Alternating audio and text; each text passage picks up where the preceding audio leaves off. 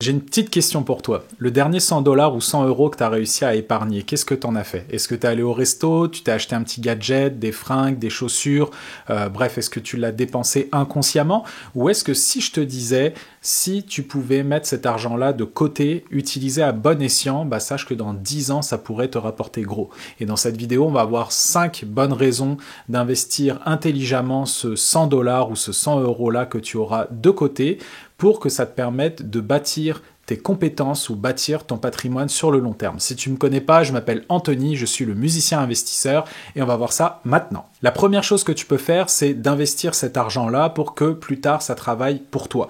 Donc en fait, si tu investis petit à petit ton argent, donc ce premier 100 $ et puis ensuite, dès que tu as encore des économies, si tu as remboursé tes dettes, si tu as ton matelas de sécurité, bien évidemment, bah, tu pourrais le mettre au travail, cet argent-là, pour que ça te rapporte plus sur le long terme. Donc là, je vais te donner l'exemple que tout le monde connaît, le S&P 500, donc c'est un ETF, donc un panier d'actions qui regroupe les 500 plus grandes entreprises américaines, donc par capitalisation. Donc à l'intérieur, tu auras du Google, du Amazon, du Tesla, du Apple, du Nvidia, tu auras aussi du Nike, du Home Depot, du Costco, bref, toutes les compagnies en fait américaines qui sont les plus grosses seront dans cet ETF là, mais tu peux aussi choisir un ETF mondial qui va regrouper les États-Unis, l'Europe, le Canada, les pays émergents, etc. Donc bref, si tu mets cet argent là, si tu investis par exemple 100 $ par mois pendant 10 ans, ça va te rapporter plus de 17 000 $. Si ça a un rendement de 7%, qui est en fait la moyenne du S&P 500 sur 100 ans. Donc imagine ce 100 $ là, si tu as cette discipline, et ben ça va te rapporter gros sur le long terme. La deuxième chose que tu pourrais faire avec ces 100 $ ou ces 100 €, c'est de te former. Donc c'est sûr que tu vas voir plein de formations sur Internet qui vont coûter des milliers de dollars. Mais moi personnellement, pour des formations sommaires, j'utilise le site qui s'appelle Udemy. Donc c'est pas un placement de produit, c'est un catalogue de formations qui est disponible sur Internet et il y a souvent des rabais. Personnellement, je les ai toujours achetés à 14,99 $ jusqu'à 19,99 $ dans tous les domaines. Donc ça fait pas mal d'années que je fais ça. Par exemple, moi je travaille en communication et en marketing, bah, je me suis formé en Google Analytics, en Google AdWords pour avoir beaucoup plus de compétences par rapport à ça. Le marketing sur les médias sociaux, même si je connaissais déjà, bah, pour 14 pièges, je voulais apprendre des nouvelles choses. Aussi en finance personnelle. J'ai aussi appris à comprendre le code. Je connaissais le code HTML, CSS. Bah là, j'ai essayé d'apprendre le jQuery.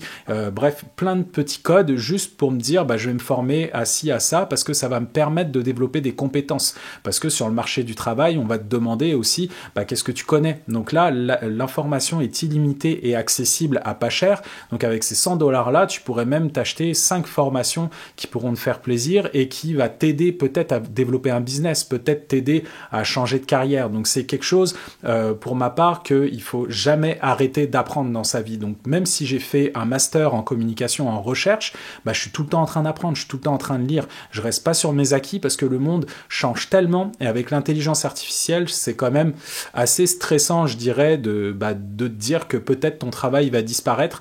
Donc c'est pour ça que j'essaye d'apprendre énormément sur ce sujet-là et je t'invite à le faire. La troisième chose que tu peux faire avec ces 100 pièces, si tu ne l'as pas déjà fait, c'est de te faire un coussin de sécurité. Je l'ai dit en début de vidéo, c'est super important, c'est en cas d'imprévu, un petit coup dur. Donc si tu as ce 100 pièces, mets-le de côté, va pas le dépenser bêtement, surtout si tu as des dépenses qui s'en viennent, si tu penses qu'il y a des choses qui vont lâcher chez toi, sache que tu dormiras avec un matelas de sécurité et ça va t'éviter tout stress. Donc c'est sûr, 100 $ ou 100 €, c'est pas beaucoup, mais prends cette habitude-là, peut-être si tu as la capacité d'épargner au moins 100 € ou 100 $ par mois, bah, tu vas mettre un 20, 30, 40 de côté par mois et essayer de voir ce que tu peux faire avec les autres raisons que je t'ai expliquées précédemment. Donc il n'y a rien de pire que de ne pas avoir de coussin financier parce que ça va te ruiner ta vie, entre guillemets, surtout ton stress et ta charge mentale, parce qu'il n'y a rien de pire que dormir la boule au ventre.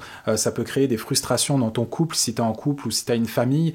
Bref, les soucis d'argent, c'est la principale cause de rupture entre les personnes après le sexe, mais ça se passe comme ça. Et bah, bref, l'argent, c'est au cœur des problèmes dans la famille, donc fais attention à ça. La quatrième chose que tu peux faire avec ces 100 euros ou ces 100 dollars, c'est peut-être te lancer dans un petit business. On va pas parler d'un gros business parce que c'est sûr que ça pourrait faire peur de te dire bah ça va te coûter peut-être des milliers de dollars pour créer quelque chose, mais tu peux partir avec rien. Par exemple, moi j'ai créé cette chaîne YouTube, j'avais un téléphone, j'avais déjà mon micro, rien ne t'empêche d'acheter un micro cheap au début. C'est sûr que moi je préfère avoir quelque chose de qualité dès le départ parce que ça m'évite de racheter quelque chose, mais quand t'as pas beaucoup de budget, n'hésite pas à prendre quelque chose de petit et que bah en fait tu pourrais faire même sans micro juste avec ton téléphone, tu pourrais commencer à te filmer et petit à petit tu vas upgrader ton truc, donc tu peux avoir un nom de domaine, tu peux avoir un mini budget pub par exemple pour faire de la promotion sur Instagram, Facebook, TikTok. Tu commences avec ce petit 100 euros ou ce 100 dollars là et crois-moi, bah, ça va te motiver en fait à gagner plus pour pouvoir faire plus de publicité et t'es pas obligé d'être rentable le premier mois bien évidemment. Le but c'est de s'amuser aussi en même temps et de développer tes compétences par rapport à ça. C'est pour ça que moi sur YouTube, bah, avec cette chaîne-là, bah, je développe mon aisance à l'oral, je développe mes compétences pour le montage vidéo, pour le graphisme, etc. Même si j'avais déjà quelques compétences là-dessus, bah, crois-moi, si tu vas développer et mettre bout à bout toutes ces choses-là, ça va vraiment t'aider sur un CV. C'est vraiment génial d'avoir ça. Donc je t'invite, si tu avais vraiment la fibre entrepreneuriale ou développer un petit projet on the side sur le CV, c'est vraiment génial. Donc je t'invite à faire ça. La cinquième chose que tu peux faire avec ces 100 euros ou 100 dollars, c'est de t'acheter du temps. Donc c'est sûr qu'on va pas parler de liberté financière par rapport à ça, mais si tu es en couple, je vais te donner l'exemple personnel, c'est que bah, j'étais réticent d'avoir une personne pour faire notre ménage chez nous.